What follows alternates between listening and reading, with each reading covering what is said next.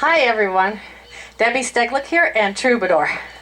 What we want to talk about today is energy, or bringing our life up in our body, and how to positively influence the horse's feet to be in time with mine.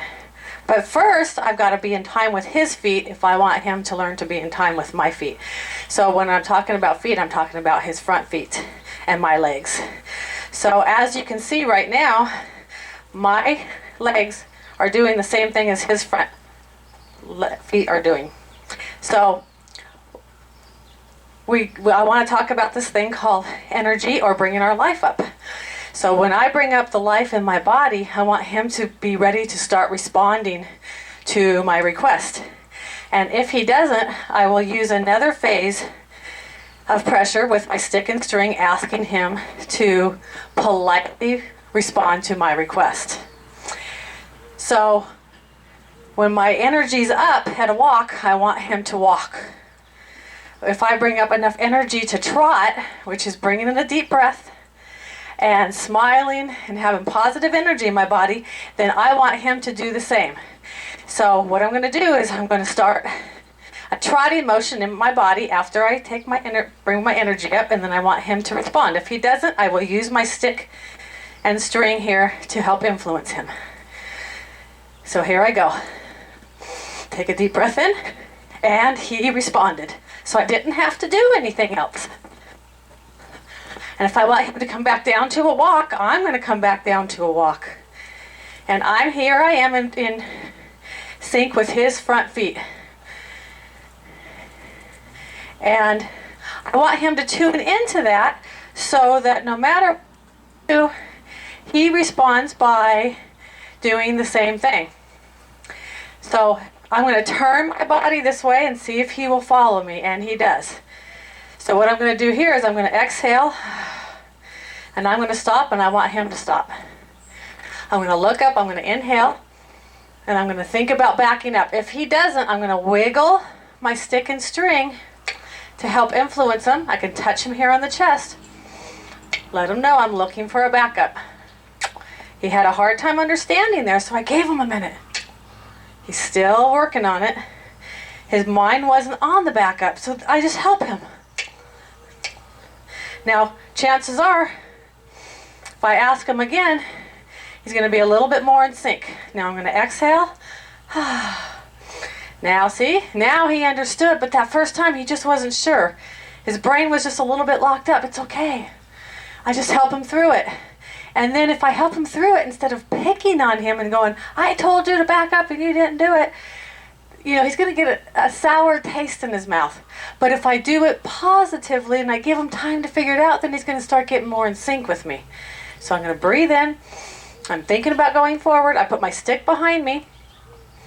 And then I'm going to get in sync with his feet. And then ask him to be in sync with my feet. But he's not quite there yet. He's not quite thinking about it all the time. So I'm going to do some transitions here to help him get more mentally and physically engaged with me. So I'm going to bring up more energy, positive energy. I'm going to be thinking about a trot. I'll use my stick behind if I need to help influence him. And he's trotting with me. And I'm keeping in time with his feet. I slow down, I want him to slow down. If I trot, I'm going to bring up my energy. And I want him to trot. I'm going to slow down my energy and my breathing and my feet, and I want him to do the same thing. Now we can also do this at a canter. He's not that warmed up, so we'll see if it happens right away or not. If not, that's fine, because then you get to see what I do to help him. So I'm going to have to bring up more energy in my body and get a cantering motion in my body and see if he will respond. So here we go. Bring up some energy. I'm going to start trotting, and then he'll start trotting. I'm going to go down to a walk. I got to get back in time with his feet, help him out. I'm going to ask for a trot by bringing up some positive energy and trotting in my body. Got my stick behind me if I need it. Good.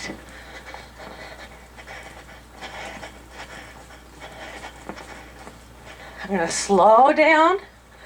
Now I got out of time with his feet there, so I had to fix that. I'm going to exhale.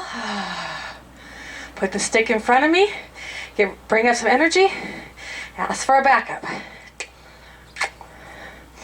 I want a little bit more. So I'm going to use my stick, a little bit of clucking. Say, come on. I know you can do it. I know you can do it. Yeah. Good.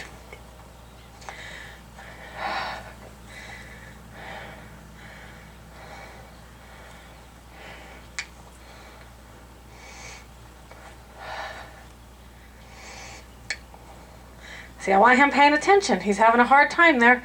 So instead of picking on him, I'm going to say, let's go forward for a minute. Because sometimes going forward will help his brain to start clicking back in. So he just kind of got locked up there. But I don't pick on it. I just see how can I help him out. Now, if I was having a lot more trouble with that, or if it continued, I would put him back online and help with the lead line. And so I'm going to do that right here because he's having a little bit of trouble. So I don't want him to feel picked on, because then he's not going to be a good learner. He'll start becoming afraid of learning. But if I can help him by going back online, why not? I have the rest of my life for liberty, right? Now I get back in time with his feet. I'm asking him to stick to my shoulder. There we go. Now I'm going to exhale. I'm going to ask for a backup. If he doesn't, I can wiggle the rope a little bit and the string and say, I need a little bit more. Now see how that helped him there? And that's okay. Because sometimes since they're nonverbal animals, they have a hard time trying to figure out exactly what it is that we want. And if I don't have a clear picture in my mind, and if he's not in the right frame of mind, it might not happen. But that's okay. We just try again. Exhale, lean back, breathe in. I'm going to wiggle the rope a little bit and the stick and string. Good.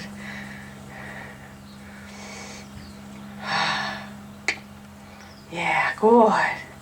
I like to always look for moments when they're trying. Look for moments to reward instead of moments to discipline. And then he will become, or stay, a super learner and not get worried. He's got to think his way through. It's like a kid in school. You know, if we praise them, it makes them want to try even harder. But if we discipline them, they start not wanting to try anymore. So now I'm just going to do 1 foot at a time. He did 2 feet there, but that's okay. Because I'm asking him to think. Yeah. Now I'm going to ask for 2 feet. Yeah. But this is a great way to get your horse mentally and physically engaged with you. So I hope you learned something from that. And I hope it's something that you want to try with your horse. It's a lot of fun. It's challenging. And it's something that you can show off to your friends. So have a great day. If you want to learn more, or if you want my help in teaching your horse this, you can reach me at cowgirldebbie.com. That's cowgirldebbie.com. And have a great day. Thanks for joining. Bye-bye.